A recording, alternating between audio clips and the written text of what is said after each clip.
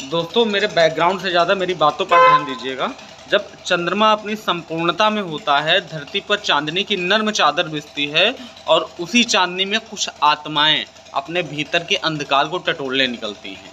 और यही है पूर्णिमा, और यही है सनातन धर्म की वह आध्यात्मिक वैज्ञानिकता जो हजारों वर्षों से न केवल भारत को बल्कि समस्त विश्व को मार्ग दिखाती आई है। दोस्तों आज बुद्ध पूर्णिमा है और यह वह दिन है जिस दिन भगवान बुद्ध को बोध गया की भूमि पर वट वृक्ष के नीचे आत्मज्ञान की प्राप्ति हुई थी। यह कोई संयोग नहीं था, यह पूर्णिमा ही थी।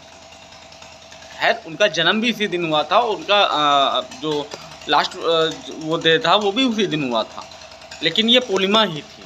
यह पूर्णिमा की वह रात थी जब पूर्णिमा पूर्ण रूप से खिलकर बुद्ध के भीतर की यात्रा को संबल दे रहा था। और सनातन धर्म में पूर्णिमा मात्र एक तिथि नहीं है, ये चेतना की चरम अवस्था है चंद्रमा की। यह वह समय होता है जब चंद्रमा पूर्ण रूप होता है। वैसे तो कभी टुकड़ों में होता है, आधा आधा होता है, कभी पूरा होता है। ये उस दिन पूरा चंद्रमा होता है। और चंद्रमा के बारे में ऋषि मुनियों ने कहा है, चंद्रमा मनसो जाता, यानी चंद्रमा मन का कारक है। और जब चंद्रमा पूर्ण होता है तो मन स्थिर होता है, कंट्रोल्ड होता है, शांत होता है, विश्लेषणशील होता है।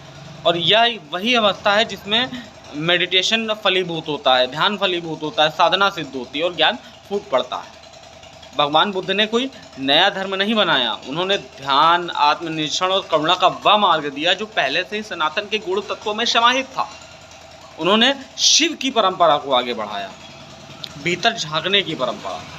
दुर्भाग्यवश आज कई लोग स्वयं को बौद्ध कहकर परिचित कराते हैं, वह बुद्ध को नहीं, बुद्ध के नाम पर सनातन को गाली देने में लगे रहते हैं। और ये ना तो बुद्ध के संस्कार हैं, ना बुद्ध का मार्ग है, ना ही उनका ये ज्ञान है कि आप किसी को गाली दें। बुद्ध ने भारत को खोज की संस्कृति दी है। उन्होंने कहा अपदीपो भवा, यानी स्वयं अपने दीपक बनो। और यह कथन संपूर्ण सनातन धर्म की आत्मा है, जहाँ गुरु भी केवल मार्गदर्शक होता है। आत्मा की यात्रा व्यक्ति को स्वयं करनी होती है। आज बुद्ध पूर्णिमा के दिन हम सब के लिए आत्मचिंतन का विषय होना चाहिए कि क्या हम वास्तव में बुद्ध के मार्ग पर हैं या केवल उनके नाम का उपयोग कर अपने भीतर की अशांति को दूसरों पर थोप रहे हैं।